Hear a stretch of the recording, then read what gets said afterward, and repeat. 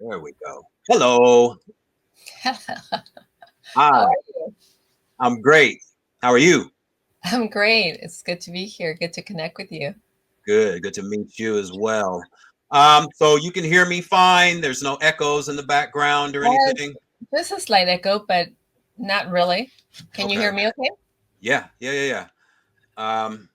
Yeah. Because if there's an echo, I don't want it to be a distraction. So I don't No, hear any. I don't hear anything on my end. So if you're okay, then we're good. yeah, I'm okay. Okay. All right. So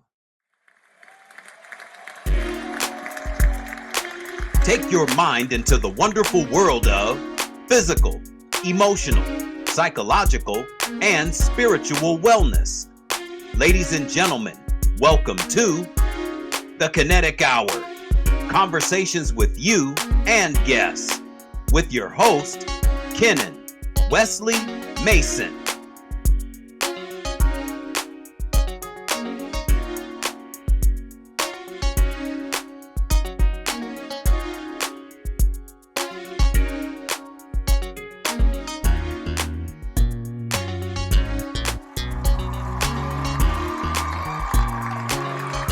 You're actually inviting all parts of you, like your inner child, all the parts of you that said, I'm not ready for that, or that's too traumatic, or that's overwhelming. You're inviting all those parts of you to come along. So you're healing those parts of you as you're allowing change to happen. Now, also with change, what it could also bring is the fear of success, the fear of failure, the fear of being rejected, the fear of not being enough. If we allow change, we're also developing a different relationship with fear. We can resist and be afraid of the unknown, or we can see it as a possibility. We can see it as an opportunity for a breakthrough. When we experience fear, it's our body saying, this is different. You haven't done this before. This is new to me. And what happens is that your old parts are triggered. And if you look at that instead of saying, ooh, fear is coming up, maybe I shouldn't do it.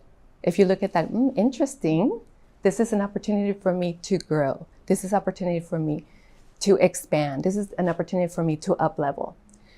Then you begin to develop a different relationship with fear, and change becomes a lot easier. It becomes exciting. It becomes like, wow, yes, I'm one step further to where I need to be. All right. So, good morning, good afternoon, and good evening, and welcome to another edition of the Kinetic Hour. I am your host, Kenan Wesley Mason. Welcome, one, welcome all, as we are streaming live, simulcasting as usual on Facebook Live, simulcasting on Instagram, and simulcasting on LinkedIn. So, welcome to all three podcasts. As always, go to my YouTube and Rumble channels. The Kinetic Hour. The Kinetic Hour. That's KENNETIC. Subscribe to both channels. Click notifications. Leave your comments. And thank you all for tuning in. It's always appreciated. There's 1,000 podcasts that you can be listening to. So thank you for tuning in to the Kinetic Hour. As I always state, that whether it's one person or 1,000 people watching, my voice will continue to permeate. And as you can see, my guest, and I'm glad she's here. She's taken the time out to be here on the Kinetic Hour. She's a human potential activator, wealth consciousness activator, energy alchemist, multidimensional quantum healer, intuitive business coach, and speaker. Her approach involves integrating the principles of functional medicine into existing practices to optimize health and well being alongside other modalities. She works towards facilitating the resolution of unexplained health concerns, elevating wealth consciousness to enhance manifesting abilities, and tapping into supernatural gifts for monetization. Moreover, she assists in healing relationships with oneself and others, fostering a sense of balance and thriving in all aspects of life. And I'm glad she's here. Please welcome to the Kinetic Hour, Maria Martinez. Hello. Thank Maria, you. Thank you for having me. What a thank, pleasure. Thank you so much for being here.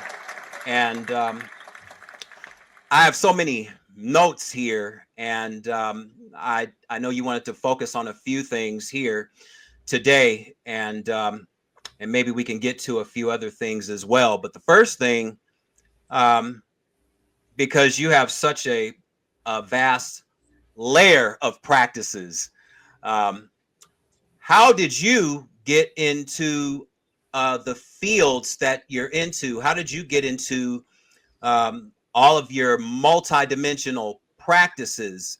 Because from what I understand, you've been doing this kind of work since a very young age. So tell us how you got started and how it's leading up to what you do now. Yes, thank you. I did. I started very young. What most people consider coming in awake. I had knowledge and wisdom, and I was already working with my guides about the age of 5, 6 years old. And I remember having experiences going into the astral plane or other dimensions. And my guys were always with me. So I consider them doing missions. We were doing mission at that early age where we were focusing on retrieving spirit fragments of different individuals stuck in different time and space. And when we retrieve them, we would bring them back to the individual now. And the goal was sovereignty and freedom so that the person could really live the life that they're meant to live. And in doing so, that was addressing health issues. It was addressing embodiment issues with spirit. It was addressing bringing the individual back to wholeness so that they can, feel love, feel connection, feel the things that we seek in this world that allows us to feel fulfilled. So at that early age, I had a sense of knowing what we were doing and the capacity of our work. But I was always guided, my guides, very early on. I recognized Archangel Michael, Raphael, Gabriel, and other beings of light that were working with me that would show up. And then immediately we were in a different location, rescuing, freeing, bringing back into the body for integration. And that was very early on, and that continued through my early years, where I started.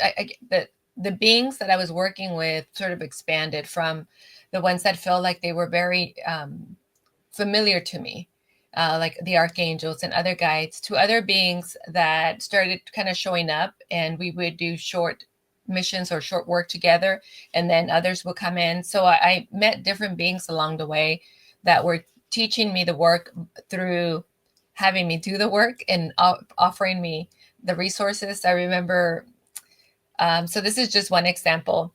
Yeah. I remember going to a different time, and it was a town that it was almost like filled with a plague. A lot of people were sick in that town, and it wasn't natural. So when we arrived there, it was myself and actually other people like myself. It was a group of us. We were about 4 or 5. And then we were presented with the tools. I remember one of them was the tuning fork. The other one was dust, that it was gold dust, oils, waters, essence. So we all had a repertoire of tools, and we had to go out there and connect with the people that were there at the astral level, spiritual level, and help them heal that ailment that was preventing them from being fully back into their body, feeling healthy, and living their life. And I remember we weren't working as teams, but I remember passing the other people by as I was going into different homes or different sections of the town. And then we gathered back once we were complete, and we gave those items back to the guides that brought us there. And then each of us was brought back to our location, wherever in the world we were. So, that's just a very clear memory of going out there and healing at different levels, at the spiritual level, at the energetic level, and having it represent itself in the physical level for the individual. And I have many experiences like that, where some were just specifically around the spirit, where we go and retrieve spirit fragments. And a lot of those times where the individual experienced trauma in another life, and the fragment of that spirit or a fragment of that trauma was still cycling through their memory, their essence. So we upgraded that part of themselves. We actually awakened that part of the spirit to its infinite self, and then we're able to bring it back to reintegrate.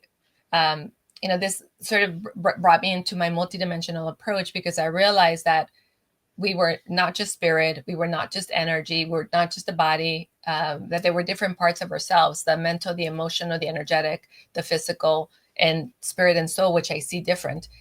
And any of those parts could be out of balance, but that balance is not isolated to that specific body. It carries over, or it kind of blends over or spills over to the other bodies.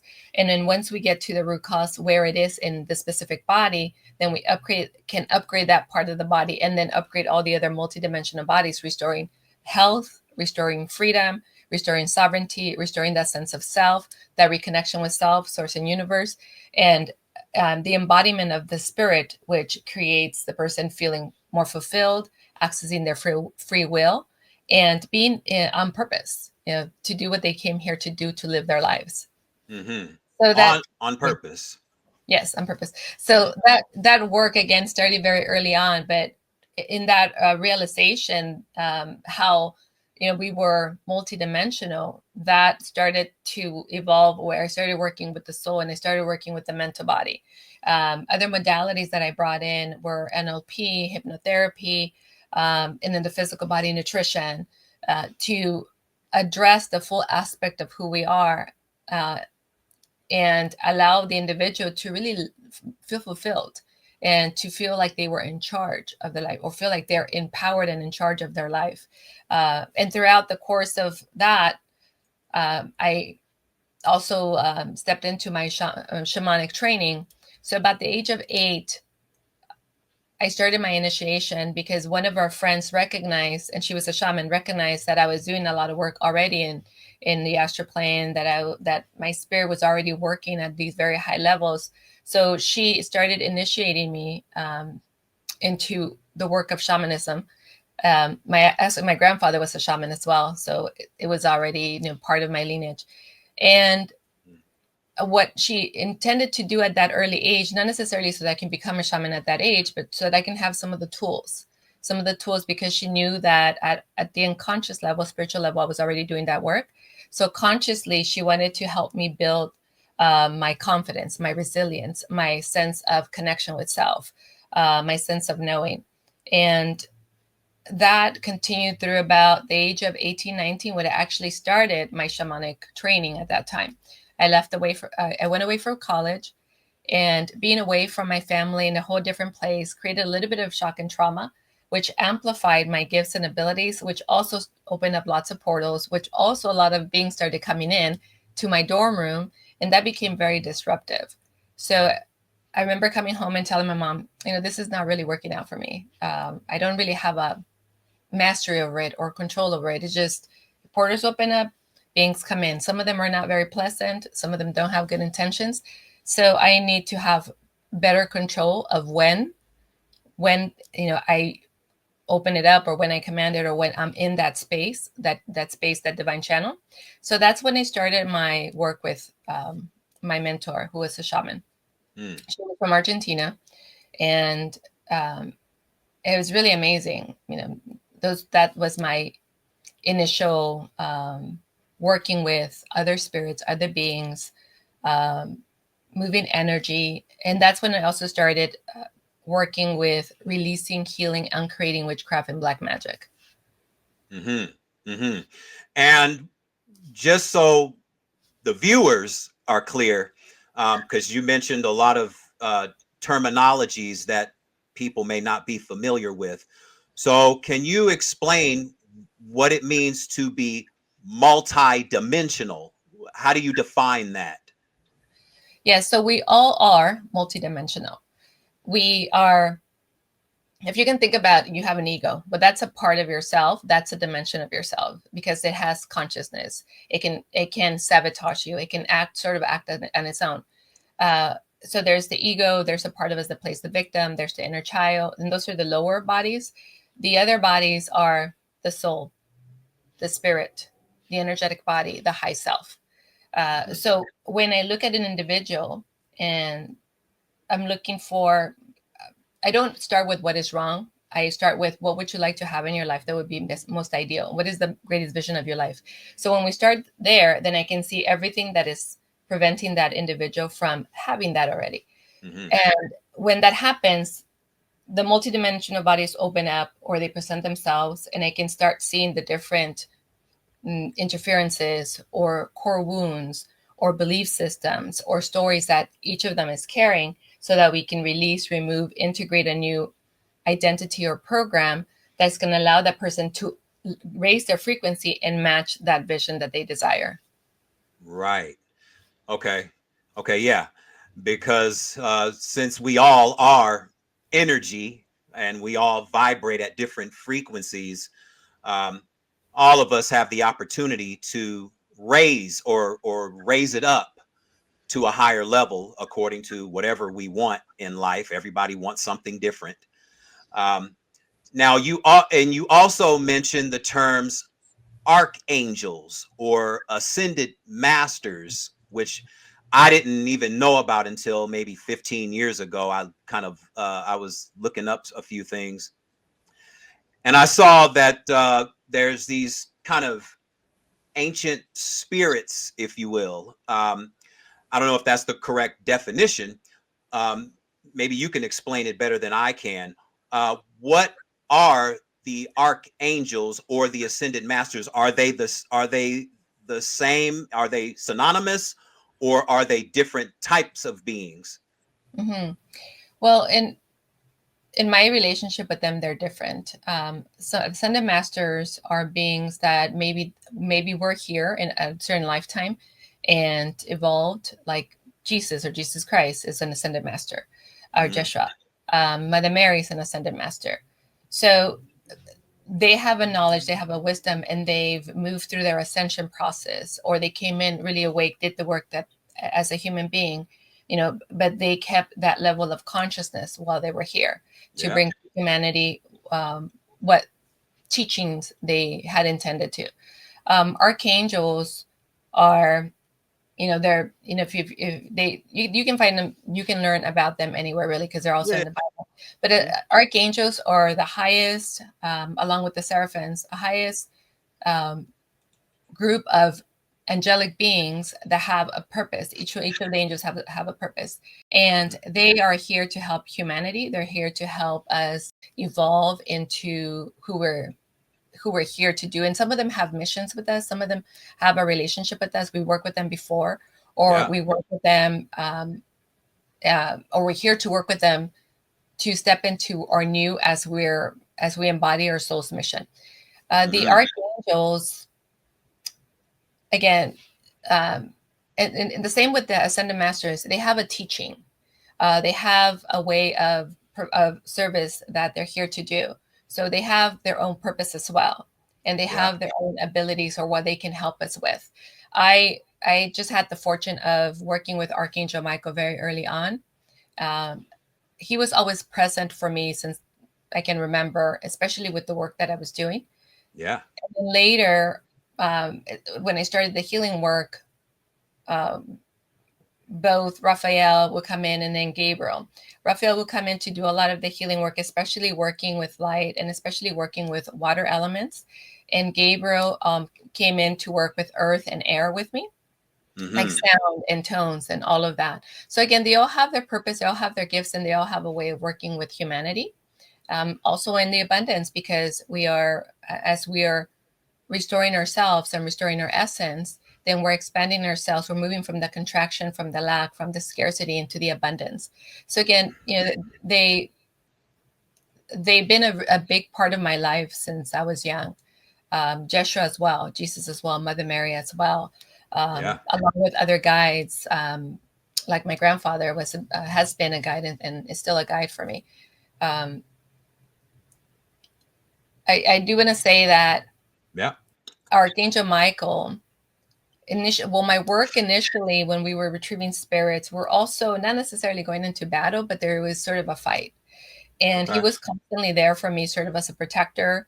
He was there with me, guiding the way or opening up the way or taking me to where I needed to go, and being sort of that protection, that presence. And I felt a lot of confidence, and I felt a sense of safety when he was there. And he still shows up quite a bit in the work that I do now, especially when we're working with releasing entities or witchcraft. The same thing with Mary Magdalene, who's also an ascended master. She comes in when we're doing this type of work, releasing entities, removing walk-ins that are not invited to be there, occupants, other type of attachments, spiritual beings, even other ET beings that are siphoning or manipulating or siphoning the energy or interfering with the sovereignty of the individual. Yeah. As we're looking at all the ascended masters that have been identified over, I don't know how long. I mean, we're going back. Some of these spirits or entities, if you will, go back up to probably 500,000 years, if people can believe that life goes back that far. Some people can't even fathom that life could go back that far. What are the misconceptions? Because you mentioned black magic and witchcraft. What are some of the misconceptions and why people are so, I don't want to deal with black magic or witchcraft, and they're so fearful of it. So what are the misconceptions, and why can it be advantageous for us to use? Okay. So when I'm working with an individual, and this is something that I teach to everybody, we look at the information or everything that is presented to us as information. We don't get attached to what it is, but we know how to identify it. So I teach everybody how to identify whatever it is, whether it's an entity, whether it's black magic, whether it's witchcraft, whatever it is simply information that found its way to the individual, whether it was consciously, unconsciously, or it was projected, or it was sent, it was intended to hold back or to take away the individual, or to bind that individual. So once we look at the information, I don't necessarily feel like it's important to look at who did it, because that creates a cycle of them and us. I look at, well, you don't need it. It's not helping you, supporting you. So let's just uncreate it and help you move into higher vibration so that it doesn't affect you. So one of the misconceptions is that we always have to be protected. Well, if we're operating from we always have to be protected, we're operating from fear. Right.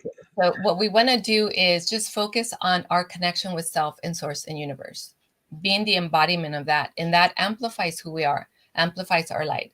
And it also creates a resilience. It also creates, if we seek protection, that's the protection, that resilience, that light that goes out into the world moves into a higher frequency. So when you're in a space where there's entities or attachments, or somebody envies you, or somebody wants to, has an intention that wants to cause you harm, it doesn't really attach to you because you're already operating in a higher frequency. So when people ask me, how can I stop this from happening? I said, well, move into your channel, move into embodying who you are, move into happiness, joy, love, move into grace, move into peace. Those are all very high frequency states of consciousness and feelings that do not allow envy, greed, sadness, fear, that do not allow those other lower energies to exist in the same moment. So we want to embody the highest potential of who we are. And that is the greatest protection that you can be. Now, when somebody tells me, oh, I was practicing everything that you said, but this came in. So when we look at the individual, either they worried about something they didn't trust, or they were afraid that it would actually, attach itself. So again, we want to be aware consciously, so mentally, where we are in our thoughts and how we're holding our frequency and vibration, what we're projecting into our own field. Because fear, fear could be a very powerful thing that we use because we can recognize it as a trigger, as an opportunity for a breakthrough. But if we look at it as is a contraction and it's taken away from me and I'm losing something and something bad is going to happen. So it takes us down into that spiral, lowers our vibration. And now we're completely open to anything that It's in our around us to move into our space or hook into that fear or hook into those emotions. So again, we want to see everything as information, and we want to recognize ourselves as human potential. We want to recognize where we are in that state of consciousness. That's our self-actualization. We want to move away from fear into I am powerful. I am creation itself. Move into the higher state of actualization. And when we can do that and we can observe ourselves and witness ourselves and course correct ourselves, then we don't need to worry about, is something going to attach itself? And is somebody envying me and that's going to create something going wrong in my life? Or if they're, if they're actually creating or using black magic, is that going to attach itself? We don't need to worry about any of that because we're not playing in that field. We're not entertaining that story. We are, if all of this is here in this frequency and we move a frequency here, it's just going to pass us by. Right. Yeah. And most people do live their entire lives out of a space of fear. Is this going to happen? Is this going to happen? What if this happens? What if that happens? And they never get up to a place of certainty or optimism. And generationally, there are generational trauma can play a role in how many people don't raise themselves up to that higher level. How does generational trauma relate to one's lack of success, and how can we reverse that, the generational aspect? Generation after generation, we see families or individuals that aren't prospering and they're wondering why. So how does that play a role?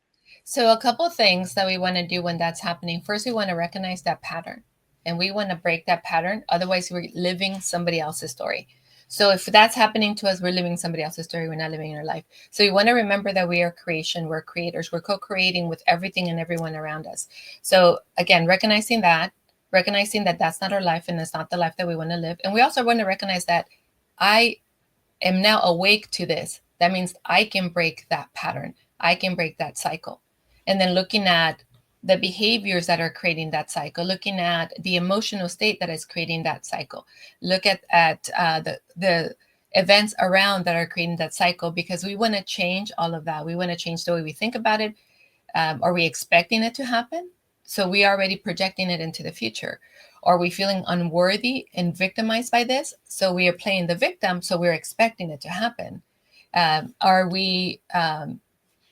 we looking at the pattern itself and looking at ourselves, how we're relating to the situation, and how can we change how we relate to the situation? So again, we want to keep moving into empowerment. We want to keep moving into I am the master creator. We want to keep moving into I don't have to buy into this. We want to move into what else can I heal? And then we go into the other layers, the karmic layers, the ancestral layers, the soul layers, the soul contracts that we're carrying for others. But what's really powerful is that if you're awakening to this doesn't work for me, or I recognize this, or I don't really want this, then you're the one that can break that, because you said no at some level. You said, nope, I'm not going to accept this. So as you begin your own work and then you start looking around, okay, that's that pattern. Okay, I recognize that. I'm moving away from that pattern. Developing new habits of self-worth, of self-knowing, of embodying my power, of being creator, of not accepting or tolerating less than, lack and scarcity and poverty consciousness. I accept my self-worth, which means that I give myself my own value, which means that I can tap into a higher level of wealth and prosperity. So again, you're already opening to that change when you recognize and unconsciously make that decision. Now you're consciously making that decision. This is not my story. I'm not willing to live it. And then you start working through the layers of that. So that's one big piece. Now, the other piece that we want to recognize, again, the ancestral agreements that we have, the karmic agreements that we have, the soul contracts that we have. And we can also go back before we came here and just look at who we are as beings, right? As beings, we didn't necessarily plan out the whole life, but we did choose certain lessons that we wanted to experience through our lifetime. So if part of our lesson is to come back to self-worth or recognize your self-worth, and you start working on that, you're going to uncreate a lot of things that were sort of lined up for you in the future that brought you back to unworthiness. But again, we want to recognize that I chose to be here. I chose to have some lessons and learnings here. And the sooner I can accept those lessons and learnings, the sooner I can quantum leap to the new timeline or to the new beingness, to the new frequency where there's more. And the sooner I can do that again, and the sooner I can do that again. So again, we move into responsibility. I am responsible for my life. I am responsible for what I'm creating. I am responsible for what I chose, but I'm also responsible and know that I can change it to something that is more aligned with who I am. And I can keep doing that over and over and over again. I can keep rewriting the future, because the future in reality, even though there's lessons, it hasn't been written how those lessons are going to come about. Because you simply say, I recognize that's a lesson. How can I integrate it now? What can I change about myself that can be open to fully integrating that lesson? And then move into that practice. So the future is really blank and we're designing it. But a lot of times it's being designed from the past, from what's being projected from the past and what we came in, that knowing that we came in of, I need to suffer, or there's pain and there's suffering. But we can change all of that. Yeah, we can.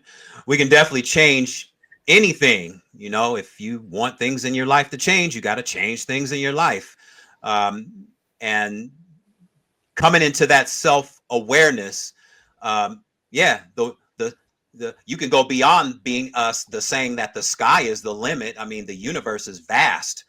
So you can take your mind anywhere and choose any path in 360 degrees, hence 360 prosperity. You can take yourself anywhere, any dimension.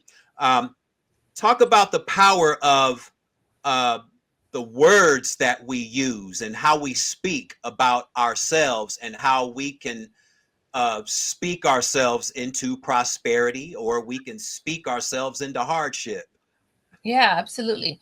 So, like you said, everything is energy. So our thoughts, which is the origin of our words, our thoughts are energy. So that's the first thought, and then the feelings and the words also have the same frequency. So we want to notice the words, but we also want to notice the thoughts that we're having that are having us speak those words.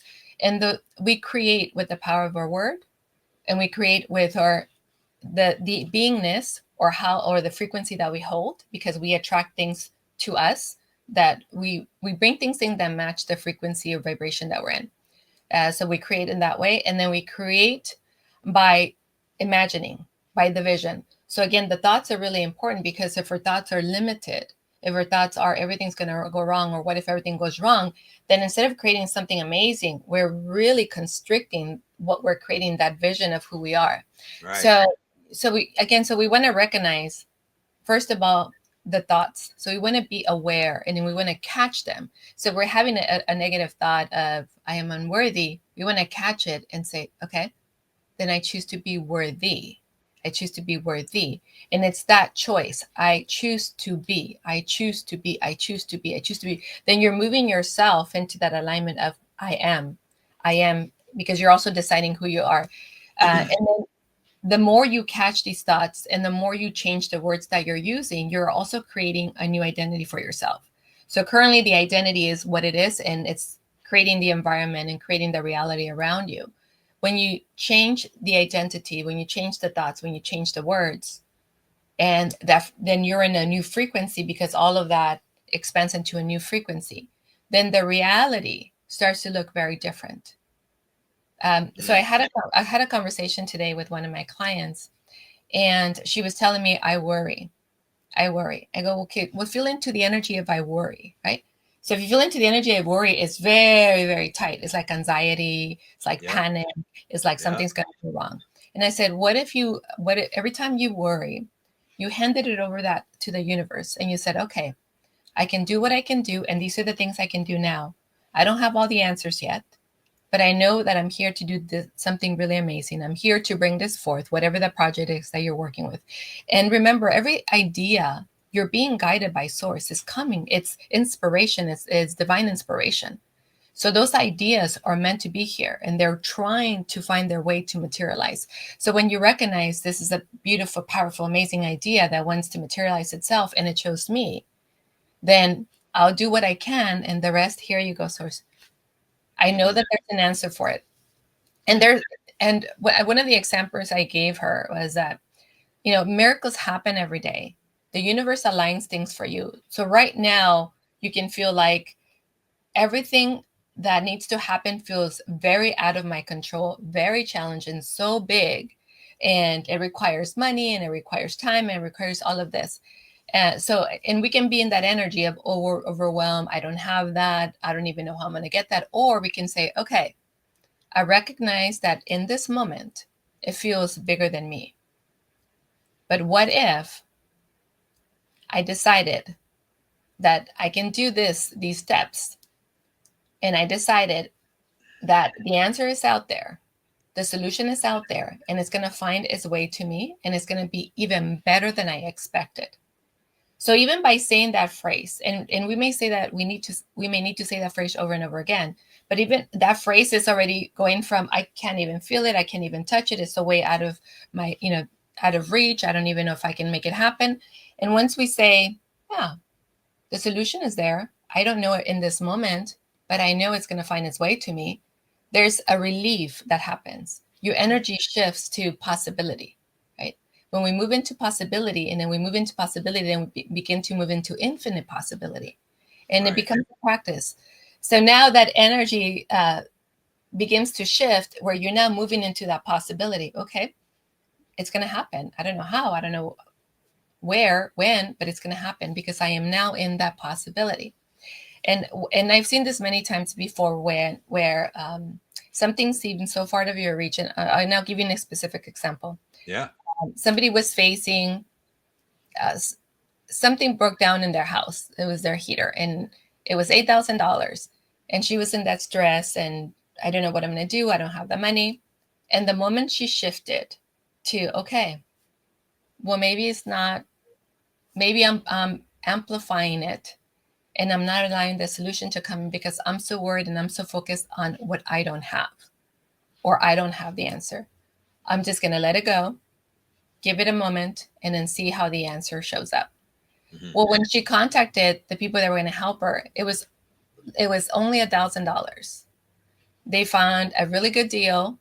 They were able to install it right away. So again, these situations, these events happen all the time when we get out of our way.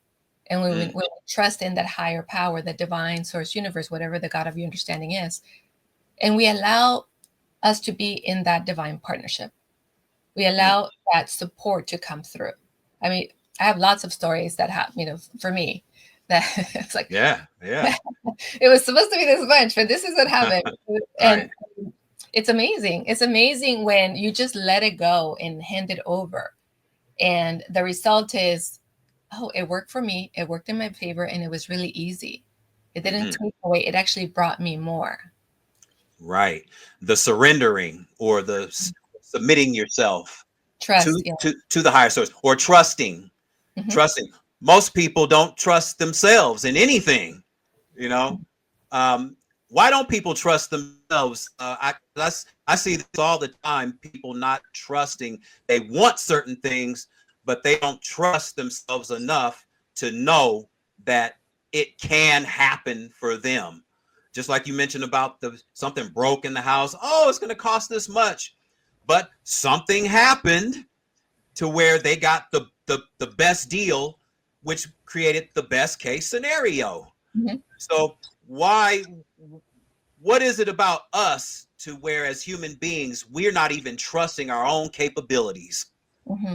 Well, there's a couple of reasons. One of them is that a lot of us are disconnected from ourselves. We don't really know ourselves, and we don't know the divine within ourselves. So it's hard for us to tap into the level of trust and surrender and allowing that divine partnership. So that's one of the big pieces. When we have that, we don't question. We just go with it. We go with the flow. We trust, radical trust. The other thing is that we make decisions on the past, based on the past, and the past things that didn't go so well, the things that failed. And so we're afraid to fail again. So we don't trust that we can make the right decision, or we don't trust others to support us, or to follow through with what they said they were going to do. And the other thing is that because we don't trust, we want to control. We want to control the process, or we want to control the future.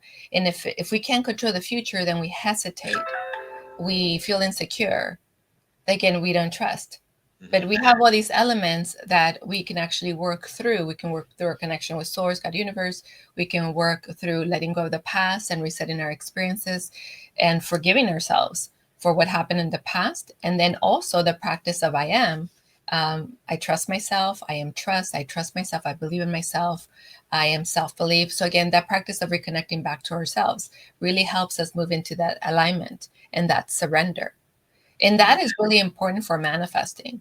You know, if you're trying to manifest something, but you don't trust yourself, you don't trust Source, you don't trust others, it's really not going to happen. Or if it does, it's going to be a very small, insignificant amount of what you could actually manifest. So trusting yourself, believing in yourself, having that core foundation. So that core foundation, those pillars are trusting yourself, believing in yourself, accepting yourself, forgiving yourself, loving yourself, knowing that you're enough, feeling worthy, and feeling deserving. All of those are the foundation of that alignment, that connection, and also your superpower, your ability to manifest in the way that, you know, it's available to you. Yeah, and the power of disbelief, it begins to cascade, and then it kind of gets bigger and bigger and bigger and bigger until people have nervous breakdowns, you name it, all sorts of what they call mental disorders. I don't like to really use that term, but that's what it's called. And people are fearful of successes because of what you just said earlier. They're fearful of failing again. You know, I remember Les Brown said, you have to fail your way to success.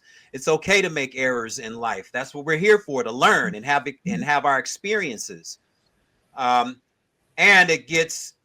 all the experiences get stored in our DNA. It gets stored, and then it gets passed on generation to generation to generation. Right. How do you, because you're into DNA repair, how do you repair from a DNA level? How do you go about repairing that level so you can not be fearful anymore, so you can be more faithful about yourself going towards success and knowing that it's coming, even though you don't see it yet, but you know that it's coming? How do you change that down to the DNA, to the core level? Yeah, so there are a couple of things. I wanted to add one more thing of the conversation we were having about not trusting. Yeah. Especially with the unknown. So we look at the unknown as this scary place that, you know, what if something bad happens? But we want to remember that if we're worried about the unknown, we're still projecting from the past. The unknown is really a blank space. It's a canvas that we can paint on, and we get to decide what that's going to look like. So the unknown and fear, those are really opportunities. They're real opportunities for us to create something new. The fear is just a trigger. It's something within ourselves that says, oh, there's an old pattern. You know, this is an old way of you relating. This is an old way of you acting. This is an old way of the way you used to do things that prevented you from moving forward. So when that fear comes up, we want to look at it and we want to embrace it. We want to look at it because we know that it's a quantum leap waiting to happen. The same thing with the unknown. We want to recognize the unknown as, oh, it's blank. It's blank. We can decide happiness. That's where the vision is really important. And the big vision is really important, where it's not constricted. Because then we can start projecting amazing results, success, abundance, prosperity, material wealth, health and vitality into that unknown. And we're anchoring all these new belief systems into the unknown. And that becomes the foundation for the life, the new reality that we're living. So going back to the question that you were asking about the DNA. So the DNA carries a lot of information. And I look at the DNA energetically. And when I look at it energetically, I'm looking at it as a multidimensional essence. So I look at what's in the body. So what's the physical trauma that's in the body that's energetically embedded in the DNA. And so I expand the DNA and I look for codes And the way they show up in color. So if it's healthy, it shows up in color. If it's not healthy, it'll show up as the broken. They're broken, or they're off, or they're missing. And so I look at those codes that are broken, missing, or in reverse, and I look at them from the living experience, a human being experience, but I also look at them from the galactic experience, or the ET experience, meaning that I'm looking for any interferences that are extraterrestrial, or that outside from other dimensions, outside the 3D. And then we repair. So when I pull up the cell, and then I pull up the DNA. So I work with the cell first, and then I work with the DNA. So when I look at the cell, I look at the image, how it's presenting itself. Is it heavy? Is it vibrant? Does it look like it's polluted? Does it look like it has things in there that are not normal? We know what a cell looks like. So I start pulling everything out, but I pull it out by looking at it. What does it represent? Does it represent trauma? Does it represent a limiting belief? Does it represent unworthiness? So I look at it in terms of emotions. I look at it in terms of trauma. I look at it in terms of a story that is being held, a limitation. And then I start releasing all of those limitations in the cell until it looks healthy and vibrant. And again, energetically, it doesn't look exactly like the cell, physical cell, but it looks like you know what you're working with. Yeah. And then when I look at the DNA, I can pick up numbers in terms of the codes.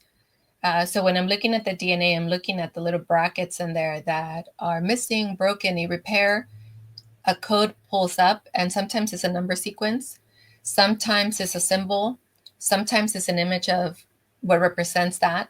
And then I get an indication of how it needs to be repaired, where we need to go to repair it, if we need to go into a different lifetime, if we need to go to the ancestrals, if we need to go outside the world, to Earth or this dimension, to repair it.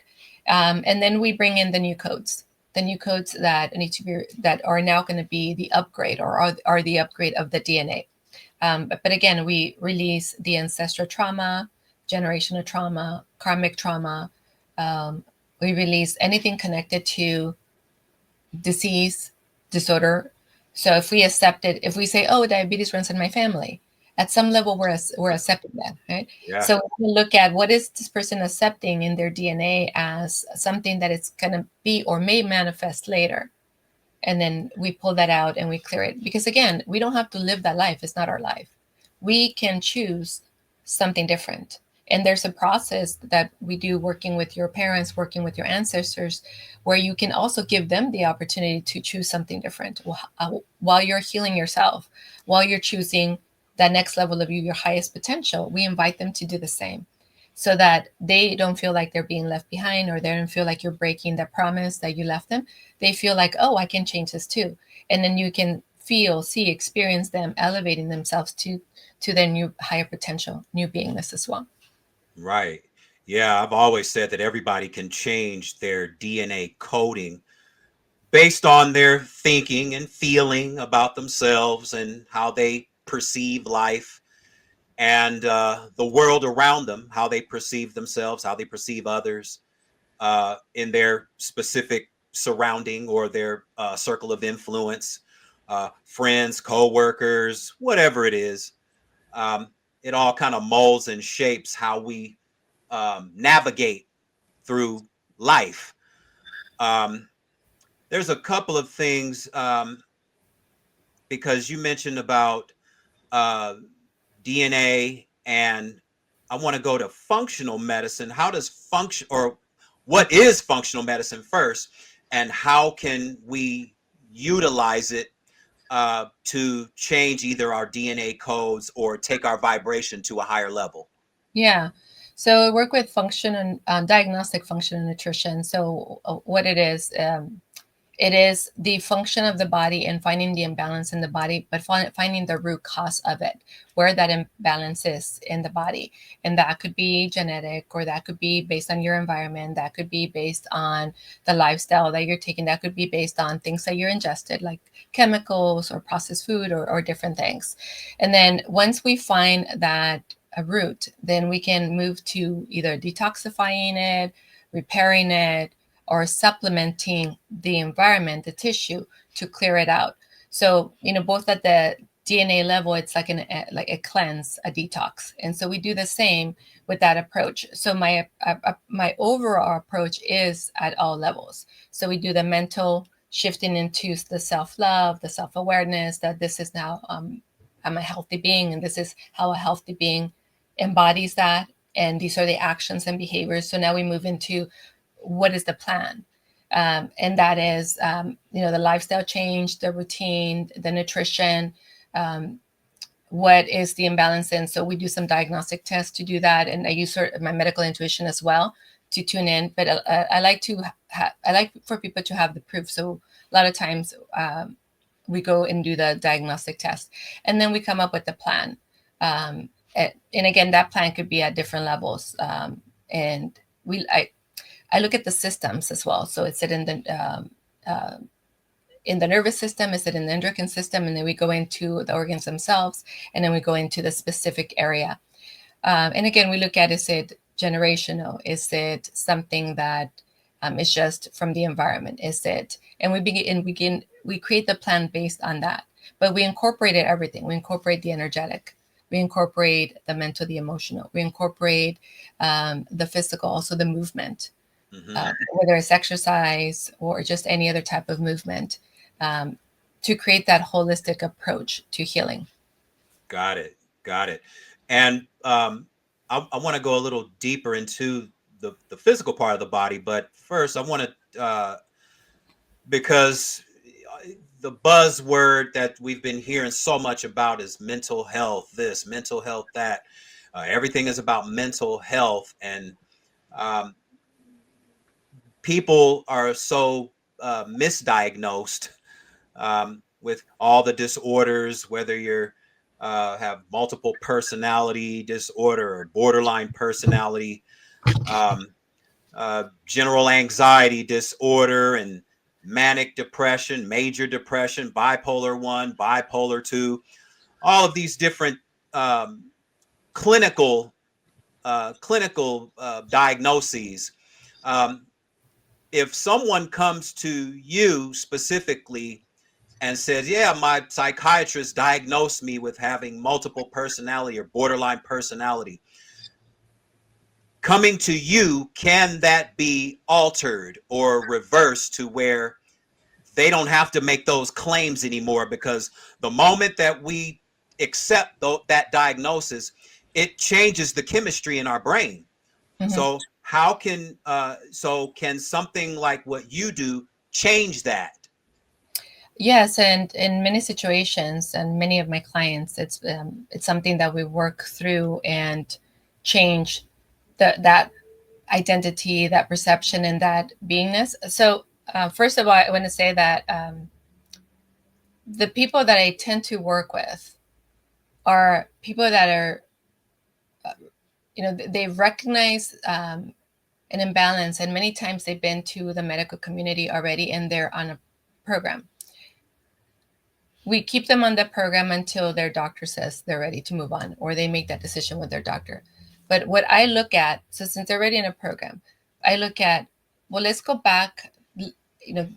They diagnosed you and they give you your protocol, your plan based on how things are now. But let's go back and look at, how did you arrive here? Right. So when we go back and look at how they arrived here, I find that a lot of them are actually supernatural.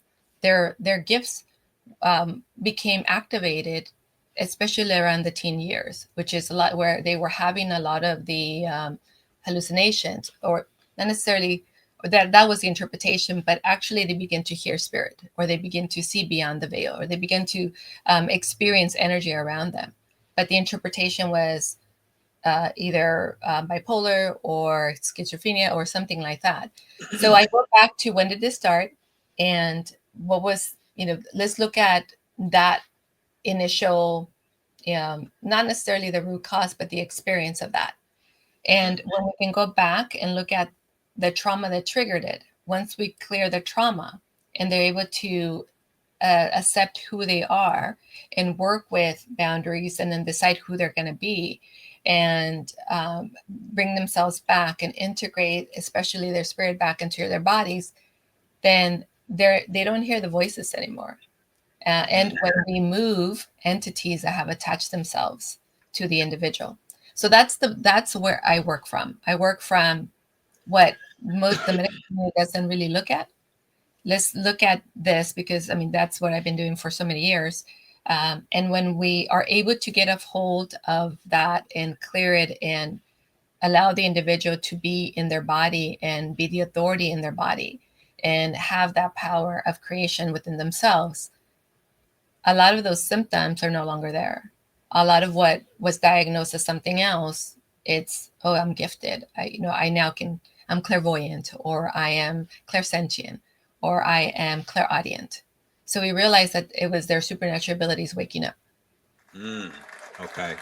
And is that what you consider the spiritual? Because I know you had a term called spiritual parasites. What are the spiritual parasites? Are they similar to the physical parasites that many of us have in our system?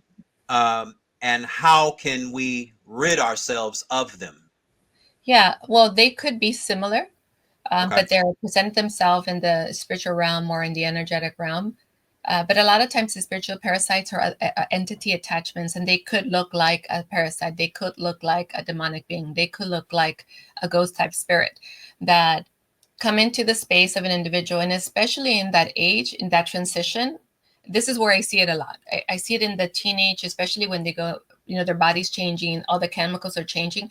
And so that sort of creates an opening for these things to attach, because they don't have a sense of who they are yet. Like, you're learning who you are, your Right. body's changing, and this could be a little bit confusing. You're feeling different things. Your emotions are amplified, so you feel out of sorts. And when that happens, you're not in your highest vibration. Your emotion, if you were experiencing rage or you were suppressing rage, now it's really there.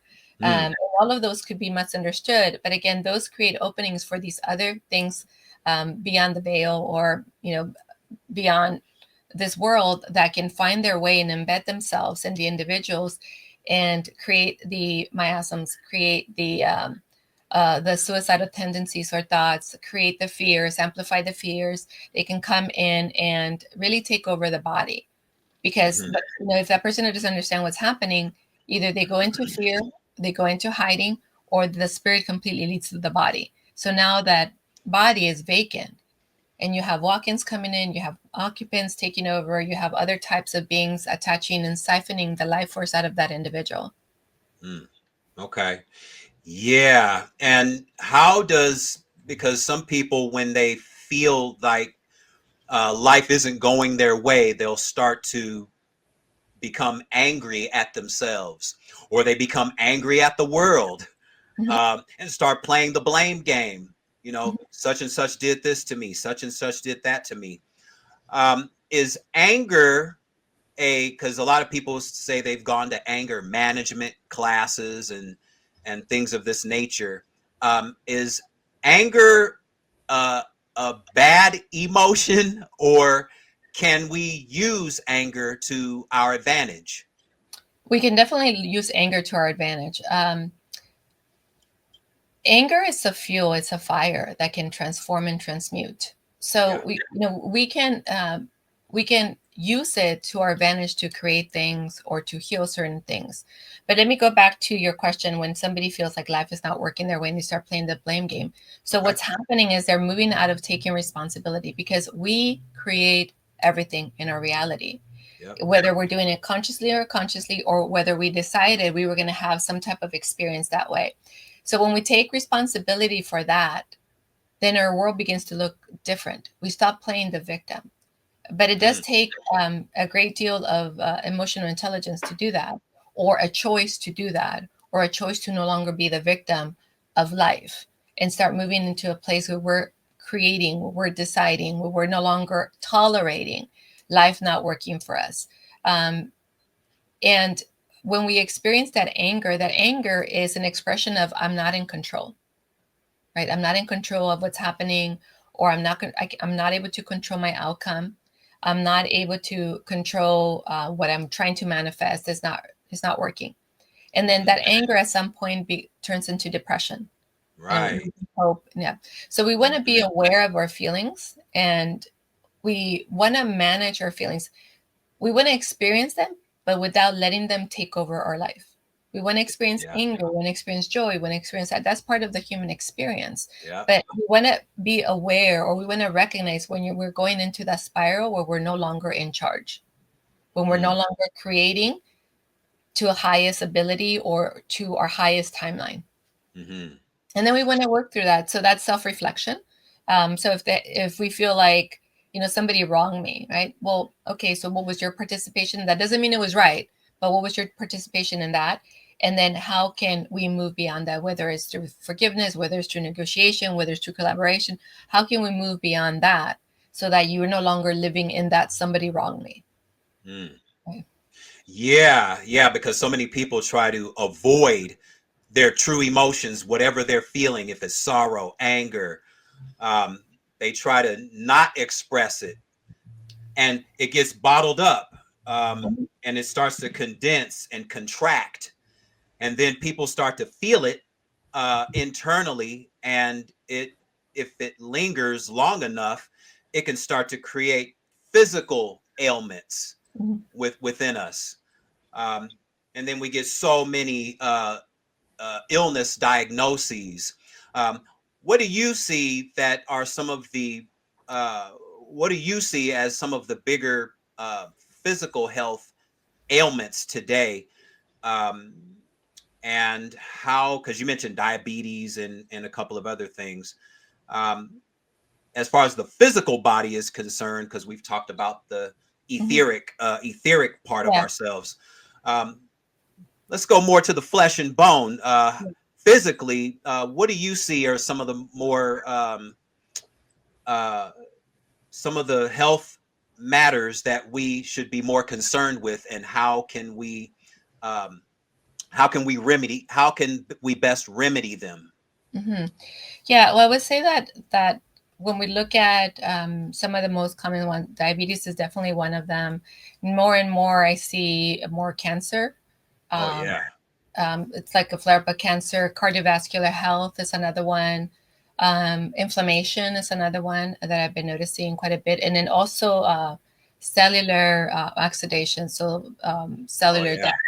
So a lot of them, if we're just looking from the physical level, a lot of them have to do with our lifestyle, the way we take care of ourselves, our movement, what we're ingesting from the environment, chemicals and all of that. But then we look at the emotions that are manifesting or that exacerbating. And one clear correlation is stress, right? If something is not working for you and you're unhappy what's happening, and maybe work is not working out, or relationships not working out, or money's not working out, and you feel stress, that could result in cardiovascular disorder like heart attack, or anything like heart attack, stroke, stroke, all of that. So any of those. So our emotions do manifest in our physical body. So we want to look at, okay, so what is my overall health? Am I happy? Do I feel in harmony with who I am, at peace? And then how is that showing up in my physical body? Or if you're having symptoms, where is this coming from? How is this playing out? Because anger shows up in the liver, and it shows up in the stomach, and it shows up in the intestines, because that's already fire. Your digestive system is already fire. So the fire gets amplified, and that could result in leaky gut, inflammation. It could result in other autoimmune symptoms, disorders in the digestive system. So they're not isolated, or multidimensional bodies are not isolated or separate from each other. So we want to have that full awareness of, yes, am I going to sleep when I'm, at a decent time? And am I getting enough rest? Am I eating healthy? Am I am I taking whatever supplements to supplement? And am I in good emotional health? And that's it's the mental health as well. Am I in good emotional, mental, like, what is my story that I'm telling myself? So am I happy? Am I in harmony? Do I feel like I am in equilibrium? Do I feel fulfilled? So all of those affect the physical body. And have I completely healed myself? And obviously that could be a journey for some people, but if we had trauma in our life and we didn't address it, it's going to show up, whether it shows up in the mental, physical, emotional, but it's going to show up at some level or in all of them. So again, the harmonizing, the being balanced is really taking on who we are in the totality of who we are, our darkness and our light, and embracing all of that, and really taking charge of that, so that we are not unconsciously creating by burying our emotions, or so we're not unconsciously manifesting things like cancer or things like unique things that nobody knows about, or they're very rare. Again, we want to take responsibility and we want to be in charge. Yeah, be in charge. I call cancer, diabetes, and heart disease. Those are the big three here in America, as far as physical ailments are concerned. And I would say that all of them are created through stress. No matter at what level the stress is stress at all levels, and they can create all three. And sometimes all three simultaneously. Some people have all three. On the few minutes that we have left, talk about your website, 360 Prosperity, and why should people go to your website? Because you have so much information. It's like it's a lot. It's a lot of great information there too. Yes, actually, it's 360 Prosperity, and I'm just creating a new website. It's evolve360.online. So either one of those, you can go to either one of those. On either of my websites, what you'll find is a journey for you. Whatever you're looking for, whether it's elevating your health, whether it's stepping into the new quantum wealth that is already available to you, or becoming supernatural, you can find resources here or courses here that are available to you. Or you can choose to set up an appointment with me and learn more about what is possible for you, or how to get to the next level of you.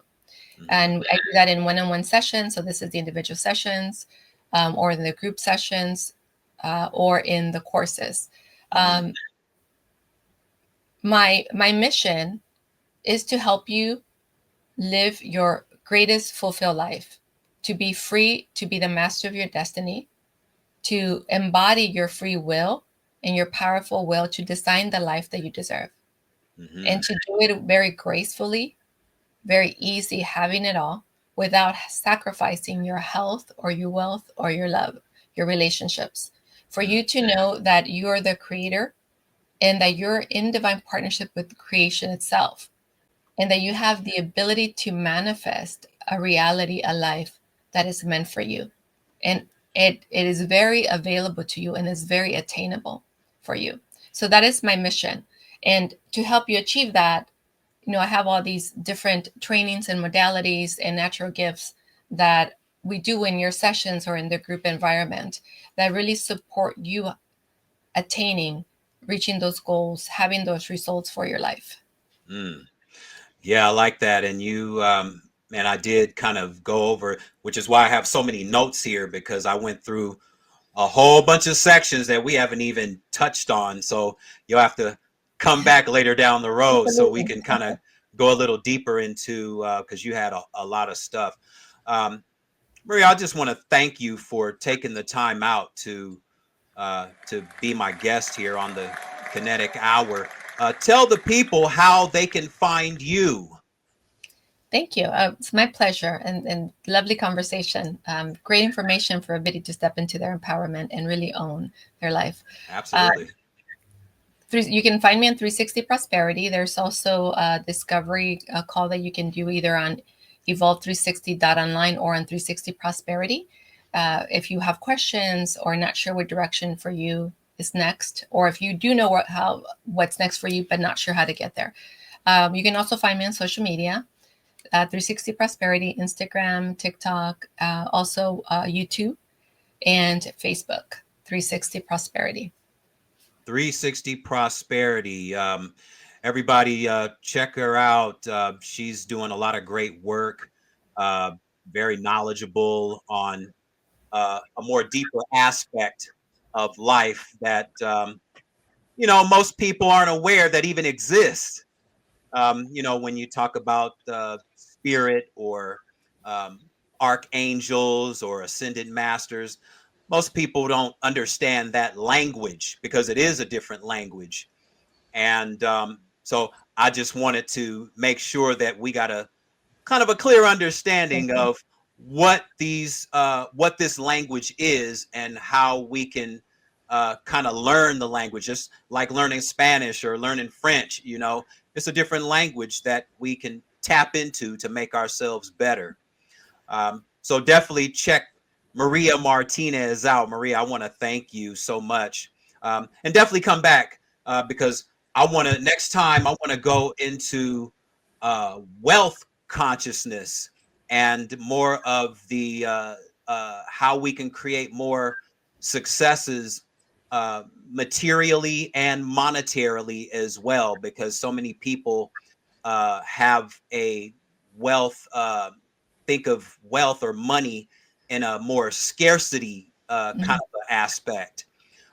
So I definitely want to go into that as well. So I would love for you to come back in the future, and we can go into that as well. Absolutely. It's one of my favorite subjects because it's so available to us, but we don't realize it. And also, once we understand the art and science of manifesting and who we are as creative beings, because we're constantly manifesting, we just need to redirect that energy to align with what we truly desire. So, yes, absolutely. We'd love to come back. Absolutely. Thank you so much. And to everyone that's tuning in, I want to thank you all for tuning in. Again, there's 1,000 websites and 1,000 podcasts that you can be listening to. So thank you for tuning in to the Kinetic Hour. Once again, go to the Kinetic Hour on my YouTube and Rumble channels. Subscribe, click thumbs up, tell everyone that you know to tune into the Kinetic Hour. And I want to thank Maria for being my guest this afternoon. And until next time.